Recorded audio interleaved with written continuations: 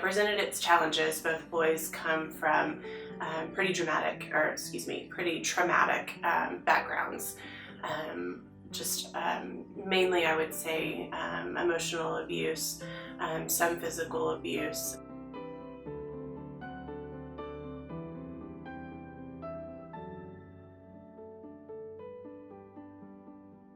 So we decided to go through DHS to pursue adoption, and met Brandon and his little brother Mason. I think we knew pretty quickly that we were meant to be their parents. We had known about Halo. We're familiar with some of the concepts, but July of last year, really just kind of grasping at straws to figure out how we can help these kids. So we just kind of reached out to some of our contacts who put us in touch with Halo, and Brandon started the Halo project. So Halo was established back in 2013, and the intent behind it was to basically find a solution, particularly for foster and adoptive families in Oklahoma, to kind of provide and meet a need that was really glaring. This group of people put together a 10-week intervention based on this approach that was like showing significant results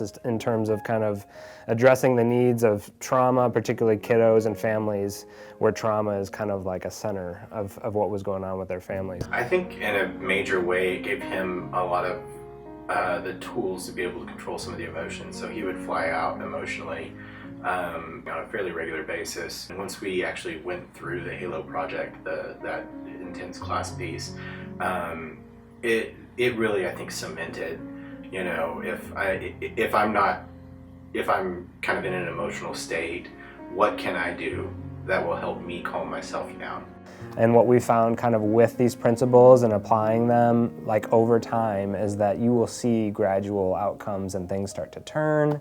And what can feel like a really, really hopeless situation can turn hopeful as you start to see their brain like start to engage, and they're able to kind of connect in relationship where that's always been a source of pain before, or a source of kind of conflict. It not only gave Brandon a toolbox, to reach into when he's struggling, it enabled us to really understand how his past trauma affects his current behavior, because we can't see it, we didn't see it. And then I just think it brought us all closer as a family, because we also have Mason, his little brother, who's dealing with the same exact trauma, and so we can practice, those resources and practice that skill set that we gained on Mason too. And so even though he hasn't been through the Halo project, we've seen a change in his behavior for the better as well.